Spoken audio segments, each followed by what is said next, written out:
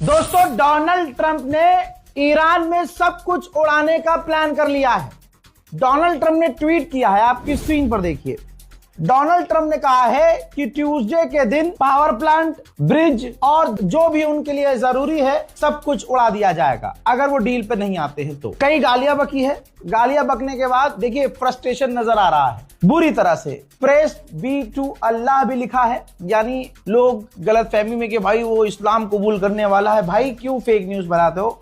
वो ताना मार रहा है, वो बौखलाया हुआ है, ताना मार रहा है और गाली बक रहा है। पहली बात, जंग शुरू करने वाला अमेरिका था, जंग शुरू करने के बाद पिटा भी अमेरिका, और अब डील पर भी खुद क्या, मतलब आप देखो जिद देखो।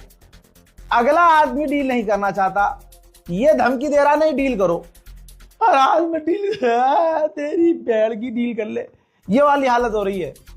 डोनाल्ड ट्रंप खून के आंसू रो रहा है, लेकिन ईरान डील नहीं कर रहा है। वहीं जो ईरान के ऊपर धमकी दी है ट्रंप ने, उस पर अमेरिकी इस पत्रकार से डोनाल्ड ट्रंप ने बात की है। इस पत्रकार से बात करके डोनाल्ड ट्रंप ने कहा कि अगर कल तक नहीं माना ईरान, ठीक, तो हम हमला कर देंगे। बाकी उन्होंने कहा है कि कल तक ईरान डील कर लेगा, हमारी ईरान से बात चल रही है। जी हाँ, फिर से इसने दावा किया है कि ईरान से बात चल रही है और डील बहुत जल्द हो जाएगी। वो कह रहा कल ही तक डील हो जाएगी। इसी पत्रकार से डोनाल्ड ट्रंप ने कहा कि अगर वो डील नहीं करते हैं तो मैं उनका सब कुछ उड़ा दूंगा। देखिए, ईरान ने जो कहा था वो सच साबित हुआ, दुश्मन अपने मुंह से एक्सेप्ट कर रहा है। डोनाल्ड ट्रंप ने इस पत्रकार से कहा कि हमने जो ईरान के अंदर प्रदर्शनकारी हैं उनको हथियार भेजे हैं, हमने जो हमारे प्रॉक्सीज हैं, जो कुर्द के लड़ाके हैं, हमने उनको हथियार भेजे और उनके जरिए हमने ईरान के अंदर हथियार भेजे। अब समझ में आ गया, अगर कोई मुल्क किसी लड़ाकू ग्रुप से मदद लेता है तो ये हराम के जने कहते हैं कि ये ईरान की प्रॉक्सी है। लेकिन जब अमेरिका और इजराइल ISIS, दाइश, अलकायदा इनकी हेल्प लेता है तो कहता है ये हमारे साथी हैं, सहयोगी हैं। ये हाल है दोस्तों, यही इस दुनिया की सच्चाई है मेरे दोस्तों। इसके अलावा डोनाल्ड ट्रंप ने ट्वीट करके बताया है कि हमने अपने सैनिक को बचा तो लिया है, बहुत बहादुरी से बचाया है, और ये करके बचाया है और वो करके बचाया है, लेकिन वो सैनिक हमारा बुरी तरह से घायल है, बहुत बुरी तरह से घायल है। उधर चाइना के विदेश मंत्री ने कहा है कि सीज फायर होने के बाद ही स्ट्रेट ऑफ हॉर्मुज खुल सकता है। उधर मेरे दोस्तों, आपको पहले ही बता रहा हूं और बिना सबूत के बता रहा हूं, ईरान ने कंफर्म किया है। ईरान कह रहा है जब तक आप हमारे नुकसान नहीं भरोगे, जो हमारा नुकसान हुआ है, जब तक आप वो नहीं भरोगे, हम स्ट्रेट ऑफ हॉर्मुज नहीं खोलेंगे। उधर इसके अलावा 8वां इंडियन वेसल जो है, भारतीय समुद्री जहाज जो है, स्ट्रेट ऑफ हॉर्मुज क्रॉस करके निकला है। इससे पहले कि हिंदू भारत के अंदर खुश हों, बीजेपी चिंघाड़ने लगे और मोदी करने लगे, बता दूं कि भीख मांग के निकलना पड़ रहा है। मोदी सरकार भारत के मुसलमानों की ही वजह से भारत के अंदर जहाज आने दे रही है स्ट्रेट ऑफ हॉर्मुज। कई बार भारत के सामने भी ईरान एम्बेसी रिपीट कर चुकी है। ईरान बार बार थैंक्स टू इंडियन पीपल कह रहा है, ना कि इंडियन गवर्नमेंट कह रहा है। तो सारी चीजें बिल्कुल दूध की तरह साफ। यूएन के अंदर ईरान ने मांग रखी है कि यूएन इसमें इन्वॉल्व हो। जिस तरह से एक बार फिर से अमेरिका हमारे ऊपर हमला करके सिविलियंस को नुकसान पहुंचाने की बात कर रहा है, या तो यूएन इसके अंदर कुछ करे या दुनिया की बड़ी तंजीमें और दुनिया भर इस पर कोई ना कोई एक्शन जरूर ले। लीजिए मेरे दोस्तों, अमेरिका ने खुद कबूल कर लिया है। अमेरिका ने कहा है कि हमारे 2 नहीं 4 हेलीकॉप्टर तबाह हुए हैं, बल्कि अमेरिका कह रहा है कि हमने खुद तबाह किए हैं। देखिए, 4 हेलीकॉप्टर, वो भी $100 मिलियन के, तो 4 हेलीकॉप्टर $400 मिलियन। इसके अलावा 2 हरक्यूलिस जहाज बड़े वाले वो तबाह हुए, 2 जहाज और 4 हेलीकॉप्टर, यानी 6 उड़न खटोला इनके बर्बाद हुए। और इसके अलावा ईरान ने 2 उसी टाइम ड्रोन मार गिराए थे, तो लगभग 6, 7, 8 उड़न खटोला ईरान ने इनका मार कर गिराया है। और ईरान की जो आवाम है, आहा, जब वहां जा रही है तो पूरा मजे ले रही है। एक व्यक्ति वहां पहुंचा, मलबे के ऊपर ही चढ़कर ईरान जिंदाबाद और अमेरिका मुर्दाबाद के नारे लगाता हुआ नजर आ रहा है।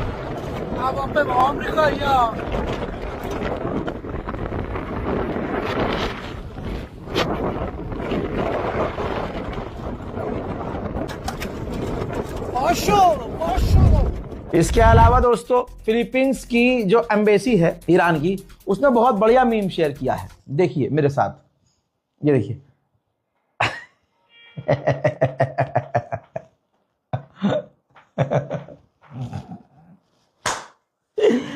अस्सलाम वालेकुम, वालेकुम सलाम। मेरे दोस्तों, वहां के लोकल लोग और पत्रकार दिखा रहे हैं कि अमेरिका को मार कर भगाया है। जैसे तैसे अमेरिका भाग गया। अमेरिका का वो जो बचा हुआ नेविगेटर है, पायलट है, वो बुरी तरह से घायल भी है। और किस तरह घायल है मुझे यहां समझाने और बताने की जरूरत नहीं है, लेकिन मेरे दोस्तों हथियार तक छोड़कर भागा है अमेरिका। ये देखिए।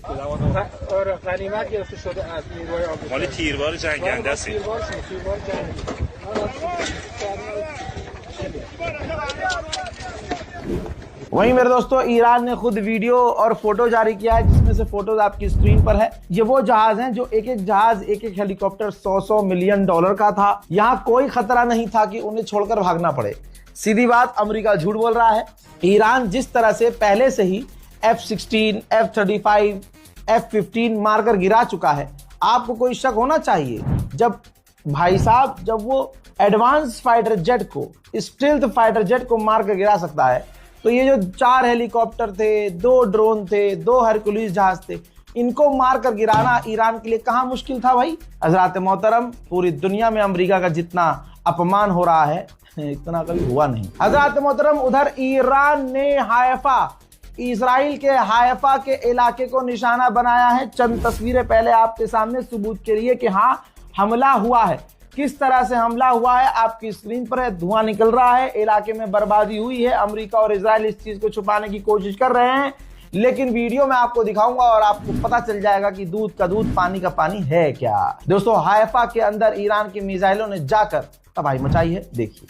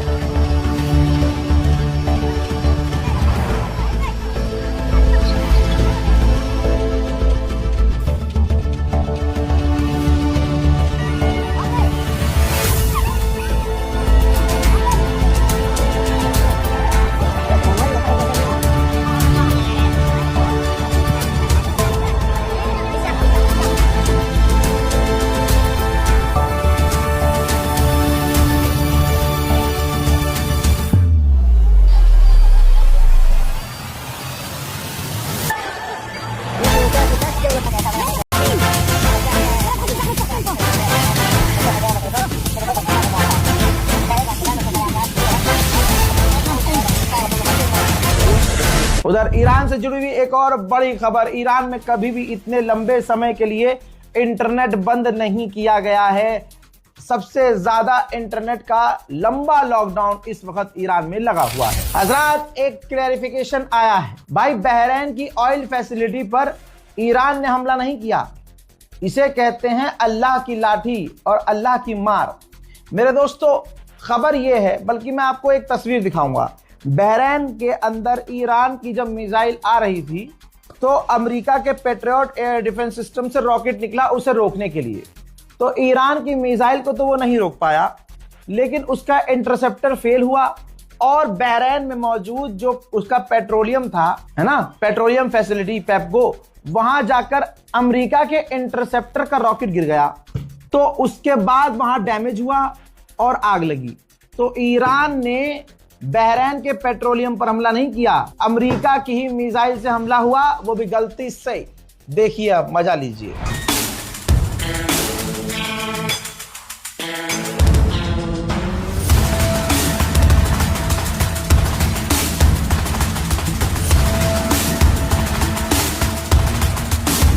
उधर ईरान ने कंफर्म किया है कि हमने इजराइल की पेट्रोकेमिकल साइट्स को निशाना बनाया है। वहीं ईरान के विदेश मंत्री से रूस के विदेश मंत्री ने फोन पर बात की है। कतर के विदेश मंत्री ने कहा कि ईरान अनजस्टिफाइड अटैक तुरंत दूसरे देशों पर, पड़ोसी देशों पर बंद कर दे। उधर मेलोनी ने यूएई के राष्ट्रपति से मुलाकात की है। मेरे दोस्तों, नेतन्याहू सामने आया है और मुबारकबाद पेश कर रहा है कि हमने मिलकर अमेरिका के एक पायलट को, नेविगेटर को बचा लिया है। Congratulations, President Trump. All Israelis rejoice in the incredible rescue of a brave American pilot by America's dauntless warriors. This proves that when free societies muster their courage and their resolve, they can confront seemingly insurmountable odds. मैं दोस्तों बता दूं कि ये हराम का केला जो है, इसने कुछ किया नहीं है। अमेरिका की कोई मदद नहीं की, सिर्फ इंटेलिजेंस दी है, सिर्फ इंटेलिजेंस दी है। नेतन्याहू और इजराइल का कोई रोल नहीं था। इनकी इतनी फटती है, ये ईरान से 36 किलोमीटर दूर रहते हैं हमेशा। उधर ईरान ने इजराइल पर ड्रोन लॉन्च करते हुए वीडियो जारी किया है। फिलहाल की इस रिपोर्ट में इतना ही। रिपोर्ट को शेयर कीजिए, दुआओं में याद रखिएगा।